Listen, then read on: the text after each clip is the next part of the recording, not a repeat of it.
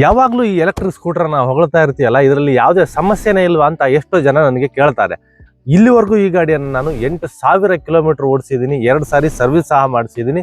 ಇವಾಗ ಹೇಳ್ತೀನಿ TVS orbital ಇರುವ ಕೆಲವೊಂದಿಷ್ಟು ಸಮಸ್ಯೆಗಳೇನೇನು ಅಂತ. ಮೊದಲನೇದಾಗಿ ಈ ಗಾಡಿ ಫಾಸ್ಟ್ ಚಾರ್ಜಿಂಗ್ ಅನ್ನ ಸಪೋರ್ಟ್ ಮಾಡಲ್ಲ. ಈ ಗಾಡಿ ಯೂಸ್ ಮಾಡಿ ನೀವೇನಾದ್ರೂ ಲಾಂಗ್ ಜರ್ನಿ ಮಾಡ್ತೀನಿ ಅಂದ್ರೆ ತುಂಬಾನೇ ಪ್ಲಾನ್ ಮಾಡಬೇಕು. ಅದಾದ್ಮೇಲೆ ಈ ಚಾರ್ಜಿಂಗ್ ಪಾಯಿಂಟ್ ದೊಡ್ಡ ಪ್ರಾಬ್ಲಮ್. ಇದನ್ನ ನಾನು 6 ತಿಂಗಳಿಂದ ಯೂಸ್ ಮಾಡ್ತಾ ಇದ್ದೀನಿ ಅಂದ್ರೂ ಯಾವ ರೀತಿ ಬಳಸಬೇಕು, ಯಾವ ರೀತಿ ಹಾಕಬೇಕು ಚಾರ್ಜ್ ಅನ್ನೋದೇ ಪ್ರತಿ ಸಾರಿ ಕನ್ಫ್ಯೂಸ್ ಆಗುತ್ತೆ.